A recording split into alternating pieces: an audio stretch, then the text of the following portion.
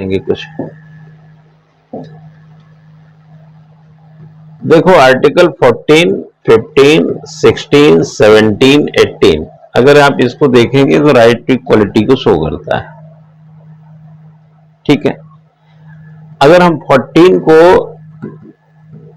Right to equality की बात करें तो यह राइट टू इक्वलिटी के मूल सिद्धांत का प्रतिपादन है। ठीक है ना। बट 15, 16, 17, 18 इसके एग्जाम्पल्स हैं। समझ गए? ये इस मूल सिद्धांत को बनाने में मदद करते हैं। जैसे हमने कहा कि आपको आईएएस बनना, पीसीएस बनना आपका एम्बिशन है या आपका करियर है या लाइफ है, व्हाटएवर, लेकिन उसके साथ समय पे क्लास में आना, कोर्स को पूरा करना, भोजन लेना, स्वस्थ रहना, ये सब इसके वो एग्जाम्पल्स हैं जो इस सिद्धांत को मजबूत करेंगे। अगर आप क्लास में, है ना, समय से ना आए और आईएएस बनने का सपना हो, पढ़े ना आईएएस बनने का सपना हो, ठीक से खाना ना खाएं आईएएस बनने का सपना हो, किताब कॉपी मैगजीन पत्रिका ये सब में कोई इंटरेस्ट ना हो, आईएएस बनने का सपना हो, तो ये सपने जो है, जो सपने का आपका मूल सिद्धांत है वो पूरा नहीं होगा। आर्टिकल 15 क्या कहता है? आप जेंडर डिस्क्रिमिनेशन नहीं कर सकते, कास्ट का डिस्क्रिमिनेशन नहीं कर सकते, जन्म के आधार पर भेदभाव नहीं कर सकते, स्थान के आधार पर भेदभाव नहीं कर सकते, आप भेदभाव नहीं कर सकते। मतलब लिंग हो, वंश हो, जन्म का स्थान के आधार पे हो, ठीक, आप भेदभाव नहीं करेंगे। भेदभाव नहीं करेंगे तभी तो राइट टू इक्वलिटी मिलेगा। भेदभाव करने के बाद राइट टू इक्वलिटी कहां मिलेगा? तो आर्टिकल 15 अगर हो ही ना तो राइट टू इक्वलिटी पाकर दिखाइए। तो आर्टिकल 14 समता के सिद्धांत के मूल सिद्धांत का प्रतिपादन है। तो 15, 16, 17 आर्टिकल उसके एग्जाम्पल्स हैं जिनके बगैर वो टस से मस नहीं हो सकता, राइट टू इक्वलिटी नहीं मिलेगी। और 15 का एग्जाम्पल बताया आपको, आप जेंडर डिस्क्रिमिनेशन करते रहिए, ऊंच नीच करते रहिए, किसी को मंदिर में जाने मत दीजिए, किसी को कुएं में मत जाने दीजिए, किसी को जात पात बनाए रखिए, एक प्रकार से डिस्क्रिमिनेट फॉर्म में बोल रहा हूं मैं, तो क्या हो जाएगा? राइट टू इक्वलिटी मिलेगी? नहीं मिलेगी। ठीक है, छोटे छोटे से समझो, छोटे छोटे से, बहुत छोटे छोटे से। आर्टिकल 16 है ना, अवसर को बनाए रखना, अवसर की समता।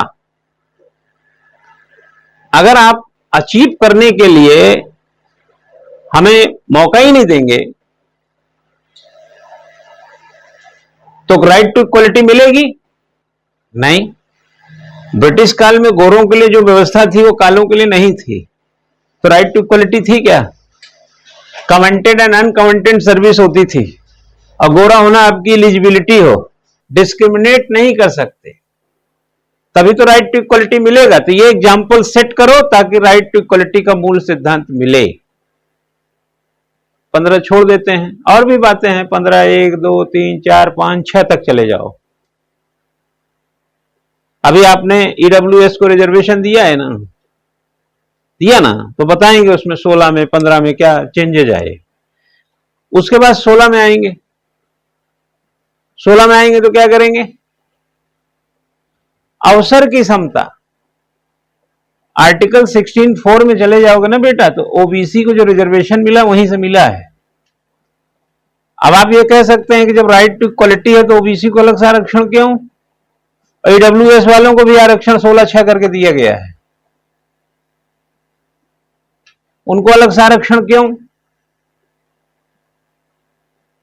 राइट टू इक्वलिटी के लिए अगर लोग रिजर्वेशन देंगे तो राइट टू इक्वलिटी कहां रही? तो डिस्क्रिमिनेशन किसी को मिला, किसी को नहीं मिला।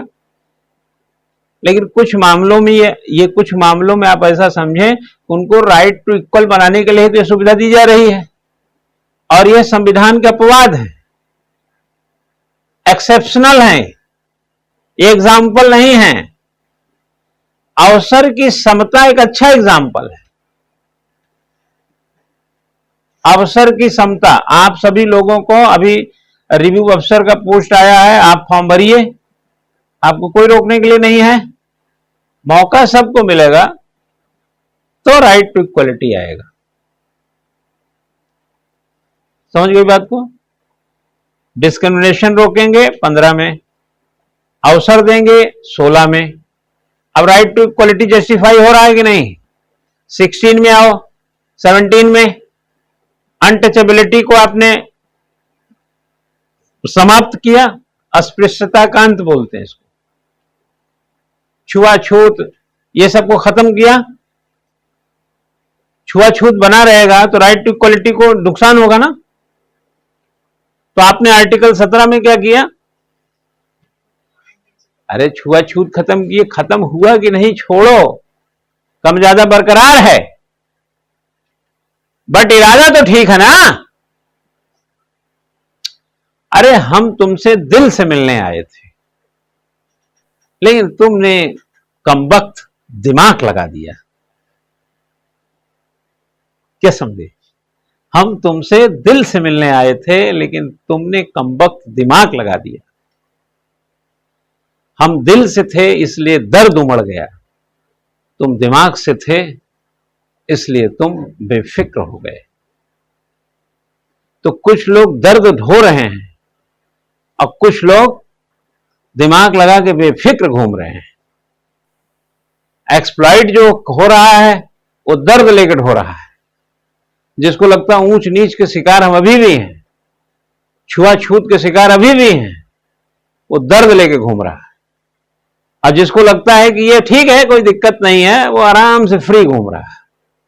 तो अभी ये पूरा खत्म नहीं हुआ है, लेकिन इरादा गलत नहीं है, इरादा बहुत सही है। अस्पृश्यता का अंत राइट टू इक्वलिटी के लिए है। राइट टू इक्वलिटी के मूल सिद्धांत को प्राप्त करने के लिए आर्टिकल 17 लाना पड़ेगा कि अस्पृश्यता खत्म हो। यह इसका एग्जाम्पल है। और 18 बचा उपाधियों का अंत। अगर आप जैसे पहले के जमाने में राय बहादुर को उपाधि मिली है, ऐसे कुछ आपको जैसे हम करें पद्मश्री मिल जाए, भारत रत्न, इसको आप हटा दीजिए वहां से, एक्सेप्शनल। आर्टिकल 18 में हमने इनको छोड़ दो, भारत रत्न से लेके पद्मश्री तक को छोड़ दो, उपाधियों का हमने अंत किया। उपाधियों के अंत नहीं करेंगे तो राइट टू इक्वलिटी नहीं मिलेगी। तो 15, 16, 17, 18 ये चारों राइट टू इक्वलिटी के एग्जाम्पल हैं। और राइट टू इक्वलिटी का मूल सिद्धांत तो यही है कि सब लोग बराबर हैं, कानून के समक्ष सब बराबर हैं। यही ना थ्योरी है, क्यों बच्चा?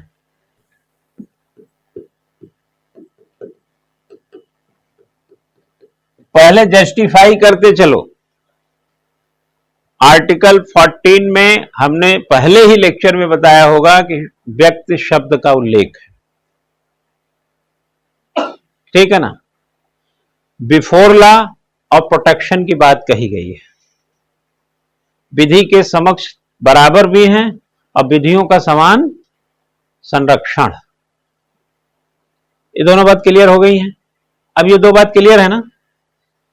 और इसके पहले क्या क्लियर है कि आर्टिकल 14 यानी राइट टू इक्वलिटी, बाकी आर्टिकल्स 15, 16, 17, 18 जो कि समता का अधिकार में 5 आर्टिकल आते हैं, बचे हुए 4 आर्टिकल, जो मूल सिद्धांत है आर्टिकल 14 का, समता का अधिकार का प्रतिपादन, उसकी प्राप्ति के एग्जाम्पल्स हैं ये। किसी में डिस्क्रिमिनेशन रोका गया है, किसी में अचीवमेंट का मौका दिया गया है आर्टिकल 16, किसी में अनटचेबिलिटी को खत्म किया गया और किसी में टाइटल्ड यानी उपाधियों का अंत किया गया है, ताकि राइट टू इक्वलिटी के मूल सिद्धांत को प्राप्त किया जा सके। यहां तक कोई दिक्कत है? नहीं है। अब हमने बताया कि आर्टिकल 14 में व्यक्ति शब्द का उल्लेख है। व्यक्ति शब्द का मतलब नागरिक, ठीक। Person it means citizen, included चीजें। इट मीन्स नॉन सिटीजन, गैर नागरिक। आप विदेशी भी कह सकते हैं, फॉरेनर्स ही होंगे गैर नागरिक, ठीक। कॉरपोरेशन, निगम, कंपनी, सोसाइटी आदि, ये सभी व्यक्ति शब्द के भीतर हैं। चला, व्यक्ति का मतलब केवल सिटीजन या नॉन सिटीजन नहीं, citizen, non citizen, corporations, company, societies, ये सभी आते हैं।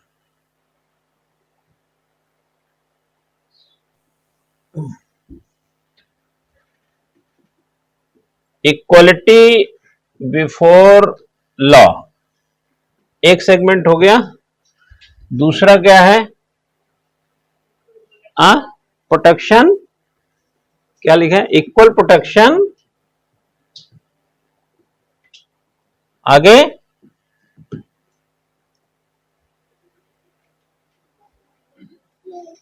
ठीक है। आप एक इक्वलिटी बिफोर लॉ की बात करिए, एक इक्वल प्रोटेक्शन ऑफ लॉ की बात कीजिए। लॉस कर लीजिए, विधियों के साथ। ये कहां से आया? डायसी, जो जूरिस्ट था ब्रिटेन का, तो ये कहां से जुड़ गया? ब्रिटेन से। इसी में जो दूसरा सेगमेंट है, equal protection of the law, है ना, इक्वलिटी जो प्रोटेक्शन से जुड़ी है, वो आया यूएस के संविधान से। अब इसी में अगर घुमा दे आपको प्रीलिम्स में, तो आपका मन है नाचने का, तो आप नाचिए। मतलब बेमतलब का डांस करने का आपका मन है, वो भी नागिन डांस, तो आप कीजिए। लेकिन हकीकत यह है कि तो क्लियर है, नियम कायदे का, संविधान का, विधान का, व्यवस्था का जो रूल रेगुलेशन की चीज होती है ना चेला, उसमें जो कह रहा है वैसे जान लो। जितना कह रहा है उतना जान लो बस। उसने कहा कि जो इक्वलिटी बिफोर लॉ है वो ब्रिटेन से जुड़ता है, डायसी से जुड़ता है, और उसने प्रोटेक्शन वाला जो हिसाब है इक्वल प्रोटेक्शन का, उसको यूएस के संविधान से। अब तुम तीसरा दिमाग ना लगाओ, ये तो साफ साफ लिखा है, ठीक है। अब इसमें दो बातें और हैं। क्या बातें हैं जरा लिखो। It has the concept of equality, ठीक है। It has to concept of equality and natural justice. इधर देखो, इक्वल प्रोटेक्शन वाला जो मामला है उसमें इक्वलिटी भी है और नेचुरल जस्टिस भी है।